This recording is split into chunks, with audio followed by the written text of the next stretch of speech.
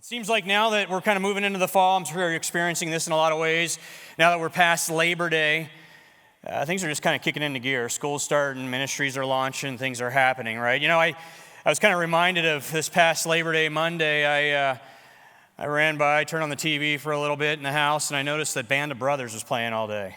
I don't know if you're familiar with that miniseries, but I've seen it before, and I really wanted to watch it all day. I just didn't have time. Anybody else ever heard of that one? Yeah, you might see a few heads nodding. And I turned it on for a little bit and caught one episode, and it was the Battle of the Bulge episode, specifically the 101st Airborne Division, as they were dug in there at Bastogne.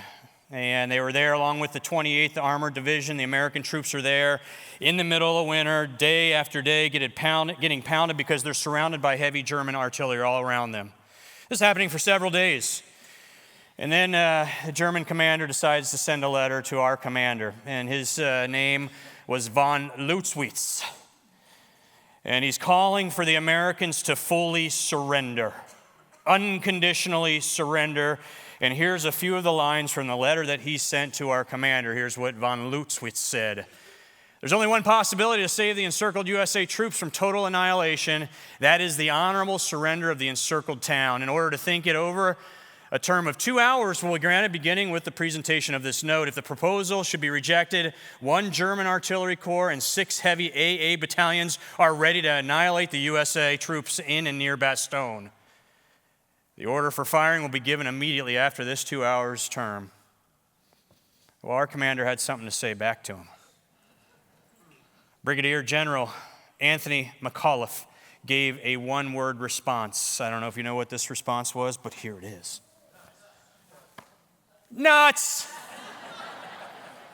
He's not asking for Christmas nuts. He's letting that German commander know that he's nuts if he thinks the American forces are going to surrender, and that charged our guys up. But it does kind of seem nuts, right, to surrender. Yet our mission statement here at Faith E Church is this: becoming fully surrendered disciples who love God, love others, and who share Jesus. Now, if you've been around for any length of time, that should sound reasonably familiar to you. You've probably heard that before. But I want you to focus on those first 3 words, specifically words 2 and 3, fully surrender. Because that's not our natural way of thinking. That's kind of a bit counterintuitive. It's certainly countercultural. Some would even say to surrender, to fully surrender, that just seems nuts. Yet that's our mission statement. And we thought it'd be good to take a Sunday as we move into the ministry year to talk about our mission statement here at Faith E Church, because more importantly than it being our mission statement, this is what Jesus told us to do. It's part of a lot of the songs we sing. And this is a command from Jesus himself. So if you would, take your Bibles, open them up to Luke chapter 9. We're going to look at verses 23 through 26. That's what we're going to read. We're really going to hone in on just one verse, Luke 9:23. We have Bibles underneath the seat in front of you if you need one. I always encourage you to bring the Word of God with you to church. Luke 9:23 through 26. Matthew, Mark, Luke, third book in the New Testament. And if you follow along, I think we're going to have the verses up on the screen as well. Follow along, if you would, as I read. Then he said to them all, and this is Jesus speaking, this is words in red. He said, whoever wants to be my disciple must deny themselves, take up their cross daily, and follow me. For whoever wants to save their life will lose it, but whoever loses their life for me will save it. What good is it for someone to gain the whole world and yet lose or forfeit their very self? Whoever is ashamed of me and my words, the Son of Man will be ashamed of them when he comes in his glory and in the glory of the Father and of the holy angels. Jesus, thank you for your word. Thank you, you make it clear what it looks like to follow you. Thank you, you don't ask us to do anything you haven't already done. And thank you that we have your Spirit inside of us as Christians. That's where the power comes from. So, Holy Spirit, we ask that you speak to us today. Oh, we need to hear from you. Transform us. May we look more and more like the King whom we serve and whom we follow. And it's in his name, the mighty name of Jesus, that I pray. Amen. Those words we just read, Jesus makes that statement directly after he just got done telling his disciples that soon he will be rejected and killed. And the statement Jesus makes, we find it in all three of the synoptic gospels, meaning Matthew, Mark, and Luke, because it's important. But before we really dig into this passage, those verses, I think it's important also to go back and define the word disciple. A lot of you know what it is, probably, but to be a disciple means that you're a learner. You're a follower. That's what a disciple is. A disciple is somebody who learns from and follows their master. It's kind of like being an apprentice. And so Jesus makes it very clear, abundantly clear, the cost of discipleship. He makes it very clear what one must do to be an apprentice of his, because he says in verse 23, if you want to follow me, if you want to be my disciple, then you need to deny yourself, take up your cross, and follow me. 3 verbs he gives us: deny, take, follow. 3 verbs. This is what forms our outline for today. This is what you see in your worship guide. Deny, take, follow. That's what disciples of Jesus do. That's what it means to be fully surrendered. Piece of cake. Let's just call it like it is here for a sec. I mean, this is hard teaching. This is difficult teaching from Jesus. This is a high calling. I mean, the world we live in, it can be hard sometimes to follow Jesus, right? And I think perhaps at times we do a disservice to newer Christians by not helping them understand this call, by not helping them understand that. Now look, following Jesus is the best adventure you're ever going to be on, absolutely. And following Jesus, that's where you find life, real life, abundant life, eternal life. Following Jesus, that's where we have that deep-seated joy that no matter what happens in this world, in this life, we can rest assured we have hope, we have peace. That's shalom. That's where that's found, is following Jesus. The world doesn't offer that, but it's sometimes hard still. It's difficult to follow Jesus because it seems like more often than not, it means that we don't go the way of the world. We don't live like the rest of the world does. As Christians, we're not called to be impacted by culture, but instead impact culture with the gospel. That's the call. I think sometimes following Jesus is a bit hard because it means surrender. It means surrendering our plan and our will into his hands and trusting his will and his plan for our lives, even if everybody else thinks it's nuts. And so the very first step in this process, the first thing that Jesus says is, you got to deny yourself. It takes denying self. And that word deny, it's the Greek root word for that. We see it throughout the scriptures. It's also used to describe Peter and his denial of knowing Jesus the night that Jesus was betrayed. Peter denied knowing Jesus 3 times. It's a strong word in the Greek because it means to repudiate, to disassociate, to disown. You see, to deny self means that we disassociate, we disown what we think is best for our lives and trust God because his best is so much better. This is hard.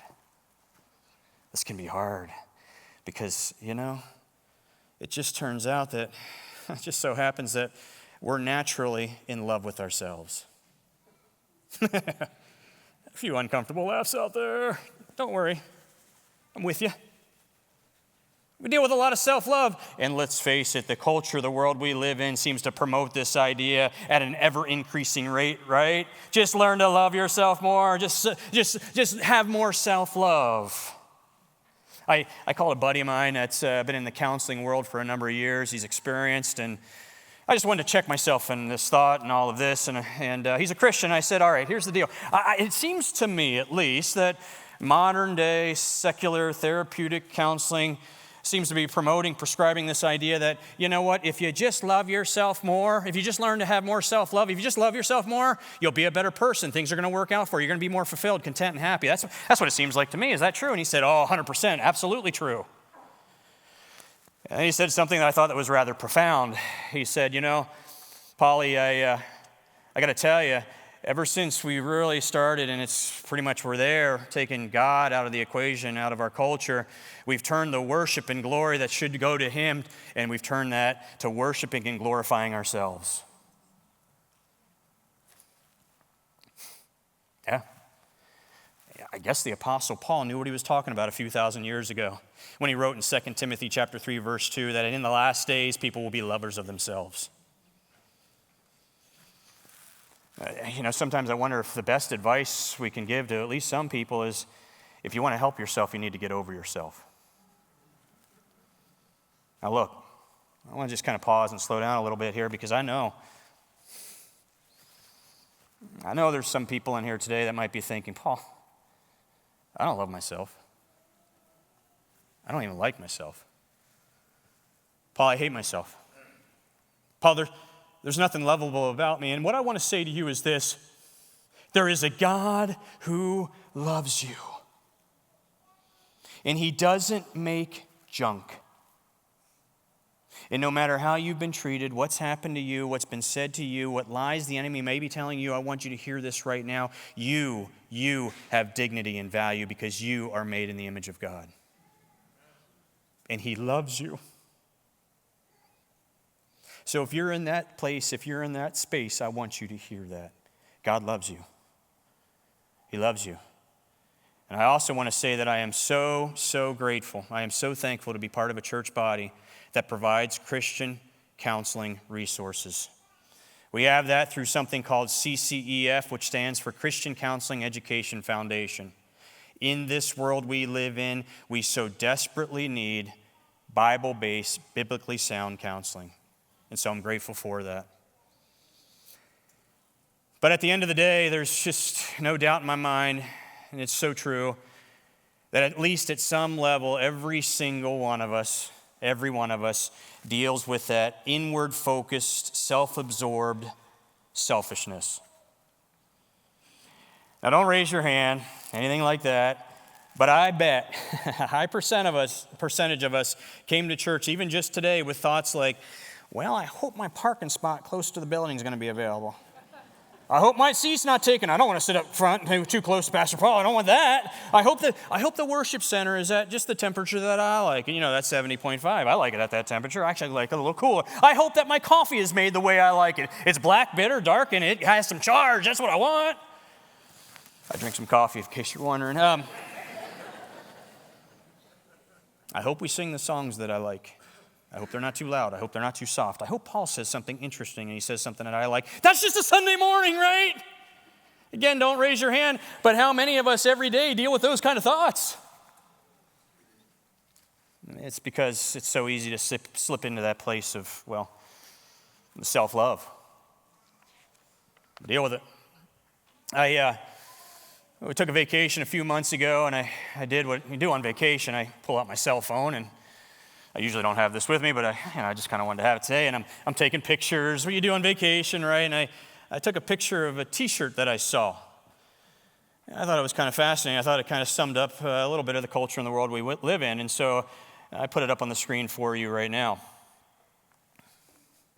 Now, I don't know if you can see the bottom right-hand quadrant there, but what it says is, you probably can't, self-love is the best love.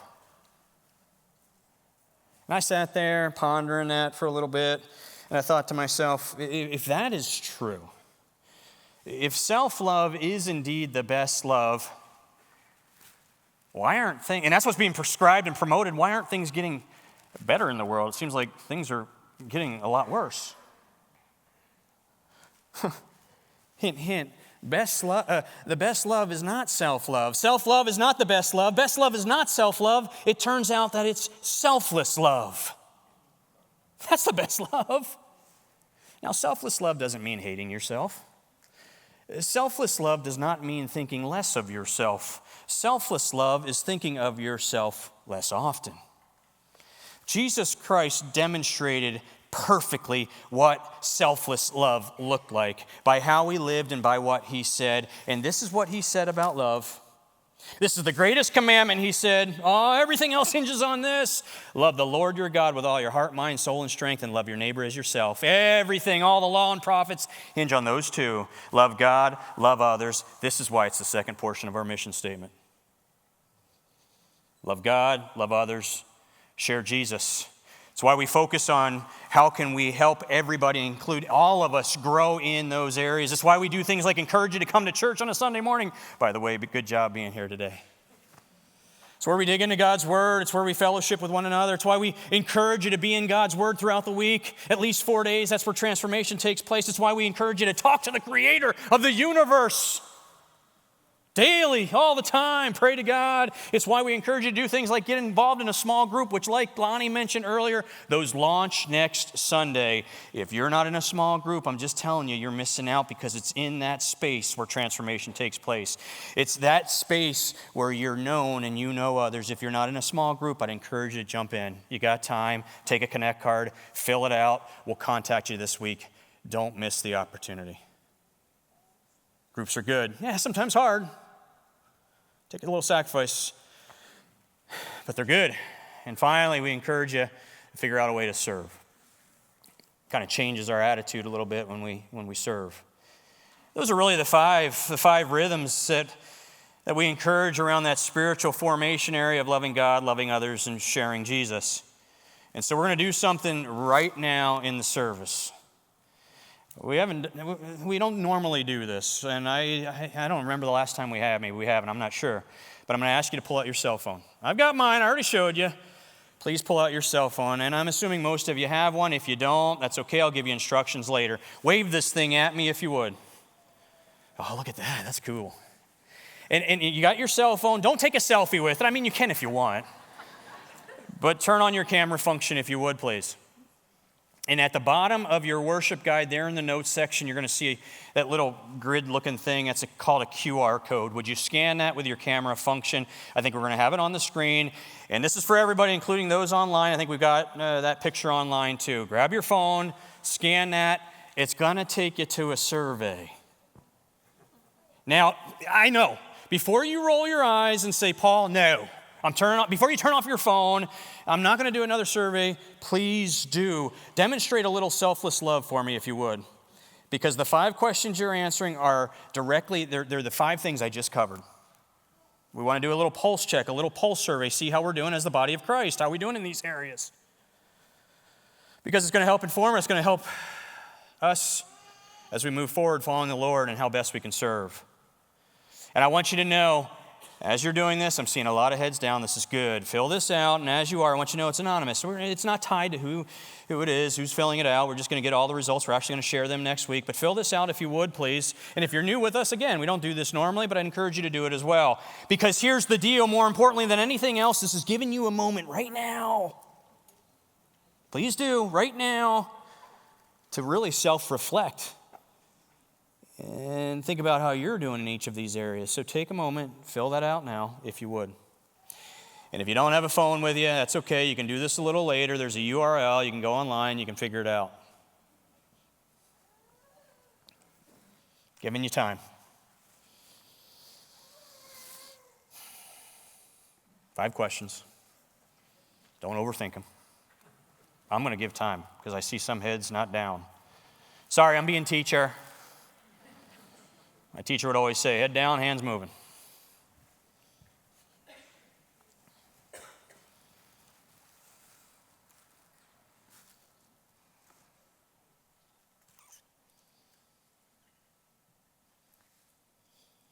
It's hard to see.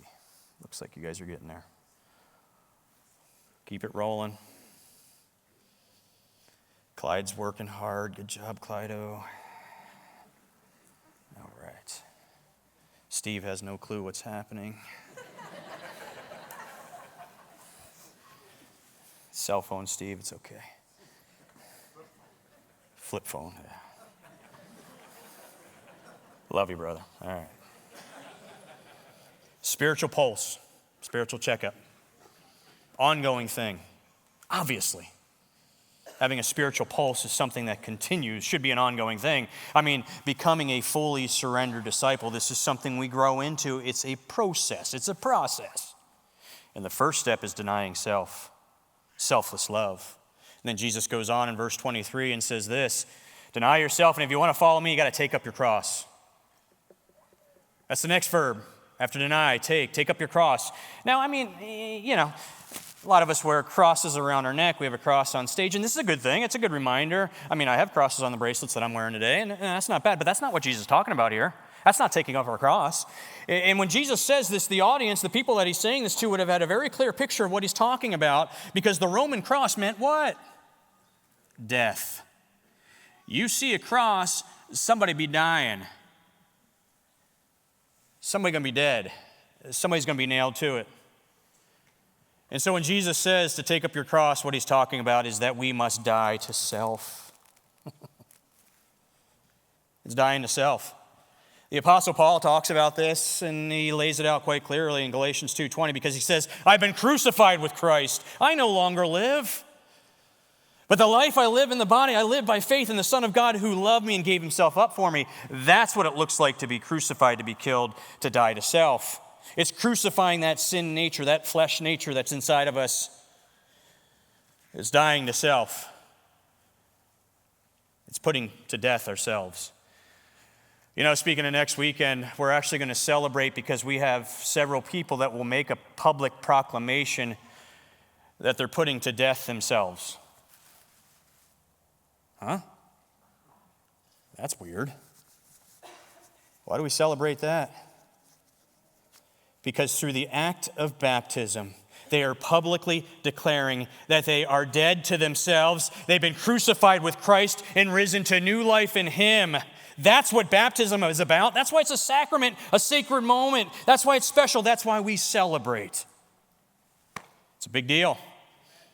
And if you haven't been baptized yet and you feel like God's calling you to take that step of faith, you ought to do it, don't miss out. You have an opportunity next weekend to publicly declare that you're dead to yourself. It doesn't end there. Like I said, this is an ongoing thing. That's why Jesus says, take up your cross daily. And when I saw that, at least for me, I thought about death by 1,000 paper cuts, right? You ever heard that before? Why did I think that? Because, well, daily, I have to kill Paul. Because you know what? Paul loves self. I daily got to kill Paul because Paul likes doing things his way. He thinks it's the best way. I daily got to kill Paul because Paul is prone to wander. I daily got to kill Paul because Paul is every bit capable of being on that show Cops. You know what I'm talking about? Not as one of the cops, but as one of the robbers, one of the bad guys. When Paul lives apart from Christ, Paul loves creeping back in there. That's why having a rhythm of repentance, not being afraid to get on our knees before our Creator, before our Lord, and confessing what's going on in our life, humbling ourselves, and then turning from it, asking for His strength to turn from it, and then confessing to another brother or sister.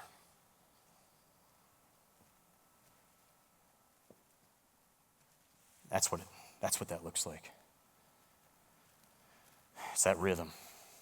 Maybe there's something in your life that you need to confess, that you need to crucify, that you need to kill. Deal with it. And ask for God's help as you turn from it and turn towards Him. Deal with it, because you know what?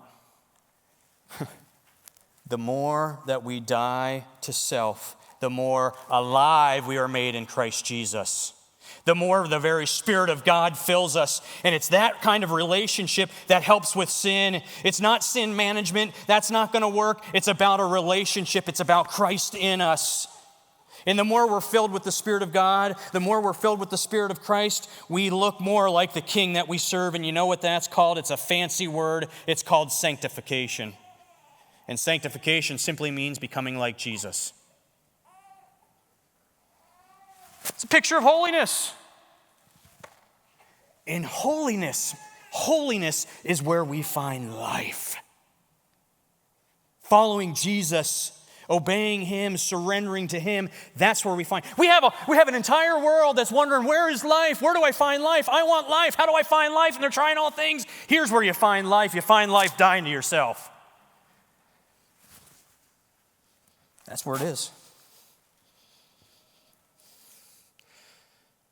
The way to life is death to self, being made alive in Christ.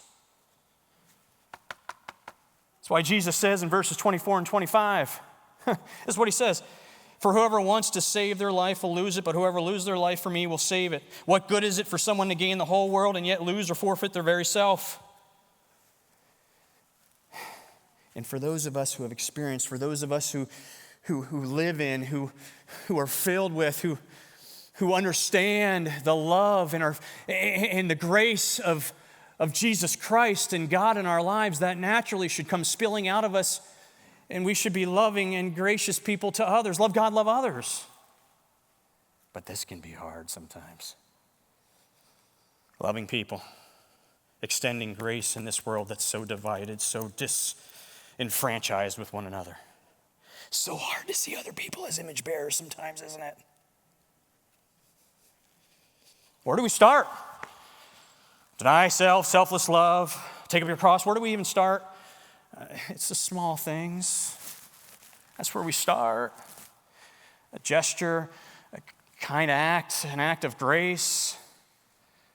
It's not becoming like culture, but it's impacting culture. Aim small, miss small. I mean, how often do we wake up and think, God, would your grace flow through me today? Would I be a light to the world around me? How often do we think that?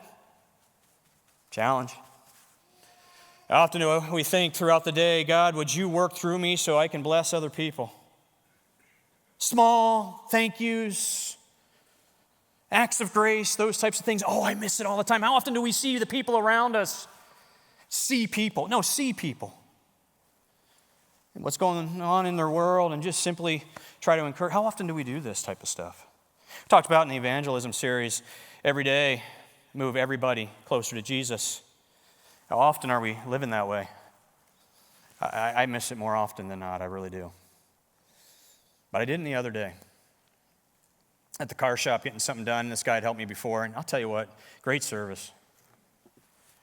Nice guy. I mean, yeah, sure, he's doing that because of his job, but I don't see this kind of service very often. I don't see this kind of, taking care of people that he was doing. And I said to him, I just want you to know, I just want to say thank you. Thanks for what you're doing here. And I want you to know you're doing a good job. I talked to my wife about you, and we both thought, man, you do such a good job. That's all I said. I didn't pull out the Bible. I just said that to him, and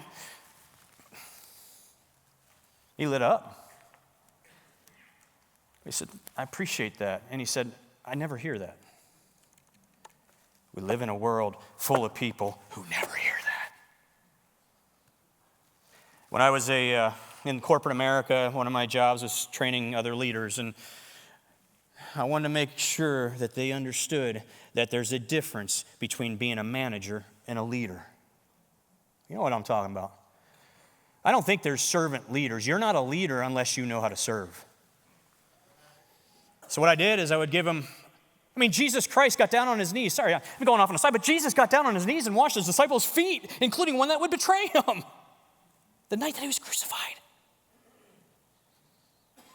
I'd give him 10 pennies.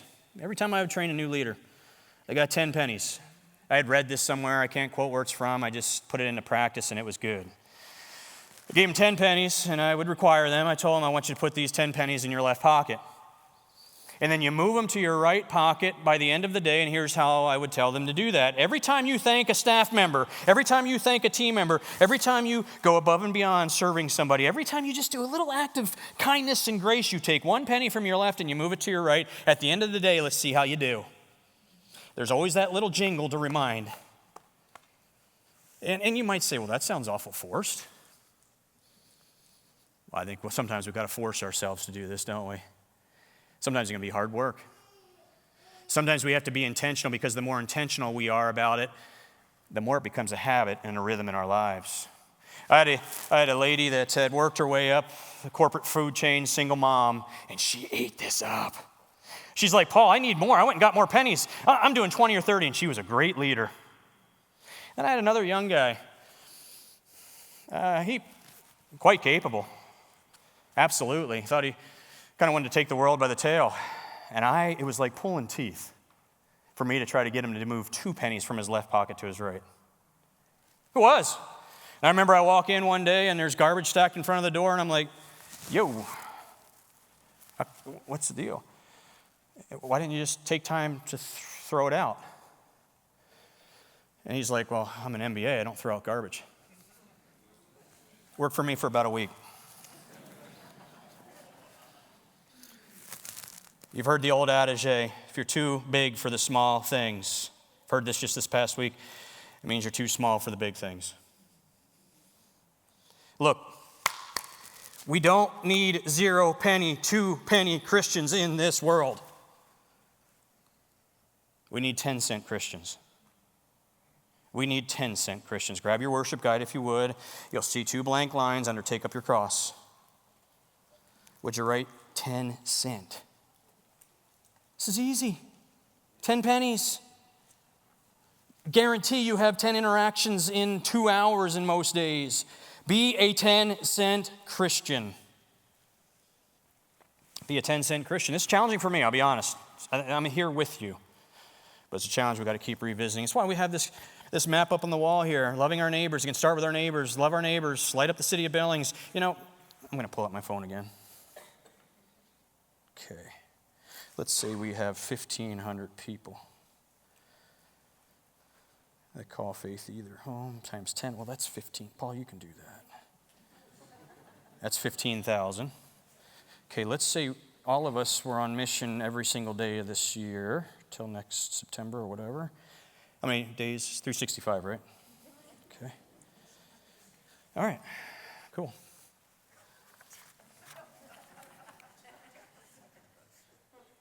$5,475,000, in case you're wondering, 475,000 acts of grace and kindness.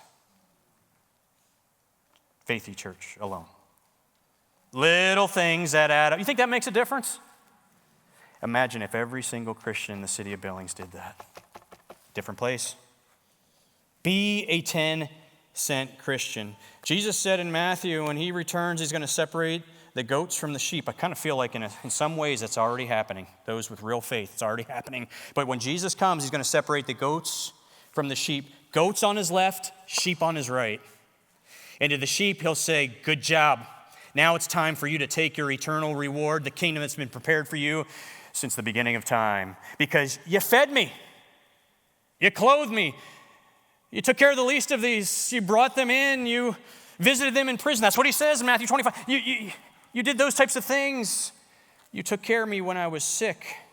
Now look, it's not the act of kindness. It's not the acts of grace that save us. No, but it's certainly an indication of God's saving grace in us and that his love and grace is in us. It's a saving faith lived out. That's what that looks like. And really, it's what Jesus is saying in our text today in verse 26 when he says, when I come back, for those who are ashamed of me, I will be ashamed of them when the Son of Glory returns. Be a 10-cent Christian. Deny yourself, selfless love. Take up your cross, be a 10-cent Christian, and finally follow Jesus. It's kind of what we've been talking about really all along, following Jesus. You know, our last sermon series was titled Abide. We looked at the I am statements that Jesus makes in the Gospel of John, and we talked about abiding. That's what following Jesus is, abiding in Christ, because when we abide in the I am, it changes who we are. And those rhythms of abiding, we just talked about them with the pulse check, the pulse survey. Those are the rhythms in the life of a disciple, abiding and following Jesus. And when Jesus says this, during the days of antiquity, during his day, they would have understood, the people would have had this picture. This is what would have come to their mind, because when they think about a disciple, somebody following their master, they would have thought about this, that the person behind their master, behind that person in front of them, they follow so closely. They're so close to them that literally the dust from the person's feet in front of them is kicking up and covering the person behind them. You get that picture? That's what following Jesus looks like. I know we don't always get it right, but that's where we are heading. Follow Jesus, be covered in his dust. As a matter of fact, they would have a common blessing, a common statement that they would say to one another. They would say this, may you be covered in the dust of your rabbi. That's cool, I think. So I know I have you participating in this service, going to ask you to do it again. Would you turn to somebody next to you, behind you, and bless them that way? Would you do that right now? Let's hear a bunch of people saying, may you be covered in the dust of your rabbi. Do that now if you would.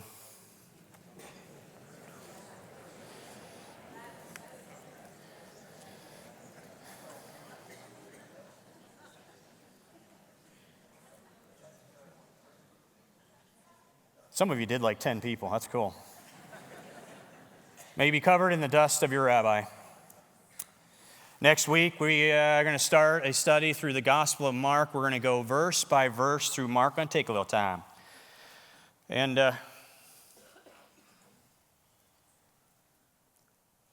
we're going to follow in the footsteps of Jesus. It's my prayer. It's my hope, and I'm confident that we're going to get covered in the dust of our rabbi as we do. That starts next week, and I'm excited. I'm excited to go through that. Deny self, selfless love. Take up your cross. Be a 10-cent Christian. Follow Jesus. Be covered in the dust of your rabbi. That's what it looks like to be fully surrendered. There's one last thing I really haven't talked about, I haven't covered, that I feel Lord just laid this on my heart when I started thinking about this, and I think it's a word that every single one of us needs to hear. I need to hear it. All of us need to hear this in the world in which we live, in the culture that we find ourselves, this cultural moment that we find ourselves. We all need to hear this, and here it is. Jesus won. Jesus won. Jesus won. He stands victoriously over the grave, over death, over sin, over hell, because Jesus Christ won. Our battle today in our temporary home on planet Earth, our battle is to daily deny self, which that's not a bad thing because Jesus Christ won. And he says, feast on me because I am the bread of life. I will fill you up. Our battle today is to daily take up our cross. That's not a bad thing because Jesus Christ won. And he is the resurrection and the life. Our battle today is to daily follow Jesus, and that's certainly not a bad thing. That's a good thing because Jesus Christ won. He's our good shepherd, and we get to be covered in his dust. He's the kind of shepherd who knows his sheep by name. He won. And you know what? You know what's nuts? You know what's nuts? Let me tell you what's nuts. Not surrendering to Jesus Christ. That's what's nuts. That's what's nuts. Would you take your worship guide? You probably got it in your hand. One last little thing I'm going to ask you to do. You see 4 blank lines there towards, I think it's the bottom somewhere. It says becoming. Because Faith E Church, here's where we're heading as we move forward. Here's where we're heading. Write this out if you would, please. Got it on the screen. But we're becoming 10-cent, dust-covered Christians. That's where we're going. That's where we're heading. And I'm excited about it in case you can't tell. But we're becoming 10-cent, dust-covered Christians, and I hope you want to go there too. So could I ask you to please stand? Worship team's coming back up here in just a moment right now, and they're going to sing one final song. You might have even be able to guess what it is. It's called I Surrender All.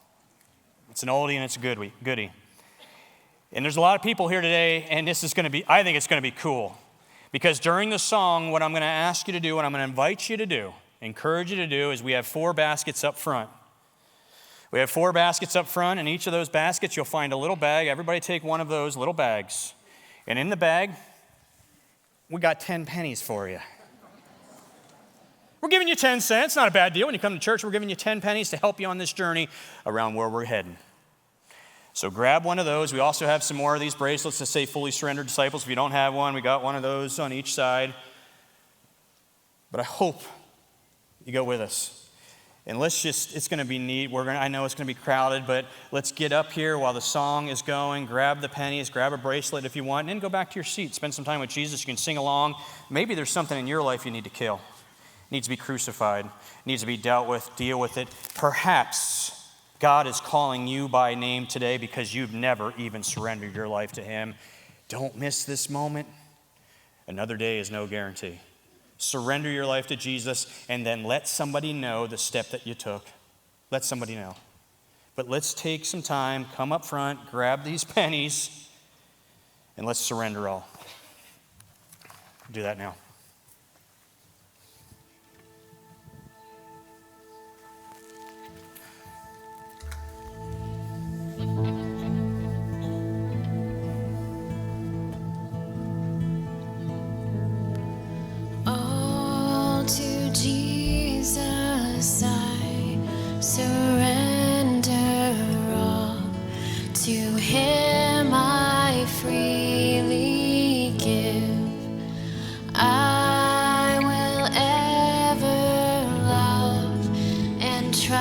trust Him in His presence daily live.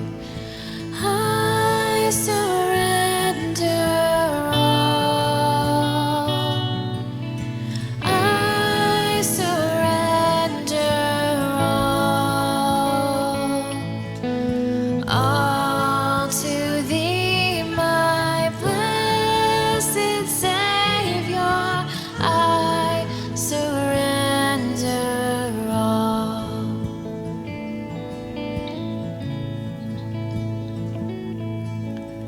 All to Jesus I surrender, Lord. I give myself to Thee. Fill me with Thy love and power. Let Thy blessings fall on me. I surrender all. I surrender all to Thee, my blessed Savior. I surrender all. I surrender all. I surrender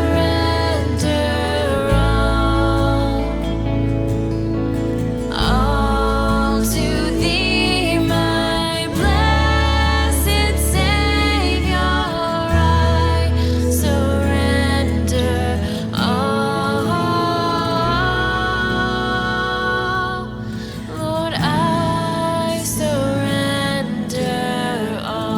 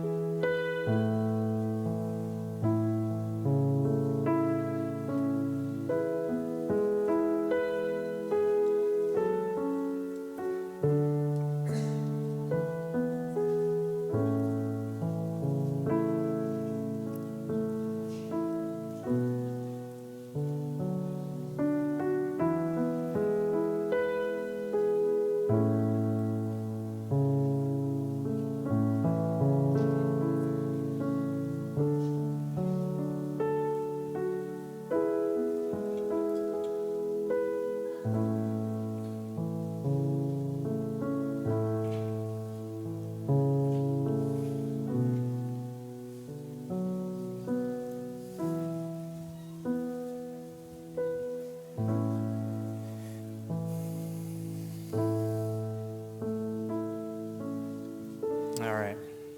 You can keep coming forward, and if you didn't make it up during the song, during this time, you can come up afterwards, and we'll keep these up here. Grab 10 pennies and a bracelet, and that would be great. And as you're standing, just a couple housekeeping things. First, if you could use prayer, maybe you need to surrender something and you just need somebody to pray with you. We'll have some godly men and women up front, and it's always a privilege to pray. Perhaps you even surrendered your life to Jesus today. We'd love to pray with you and help you on your new journey. It's an adventure. It's fantastic. And we're here for you. We want to celebrate and help you with that. Also, if you came prepared today to give of tithes and offerings, we do have boxes in the back. There's a link online. Don't drop those pennies in those boxes either. Yeah. And, all right. One last thing we're going to give you. We start Mark next week, and we've been providing scripture journals, and we have those once again. It gives a little background information about Mark, and it lays out how we're going to be studying it in there. And so When you leave, you'll have an usher that should be there by those doors. Make sure you grab a marked scripture journal. And here's what I'm going to challenge you with this week. First, obviously, be a 10-cent Christian. Use those pennies. Move them from the left to the right. And then also, I challenge you to get covered in some dust by reading through Mark this upcoming week as we prepare for next weekend, okay? All right, guys, it's time to get out of here. Let me just say I love you. Let's go. Let's leave this place, and let's be a bunch of 10-cent dust-covered Christians. Have a great week.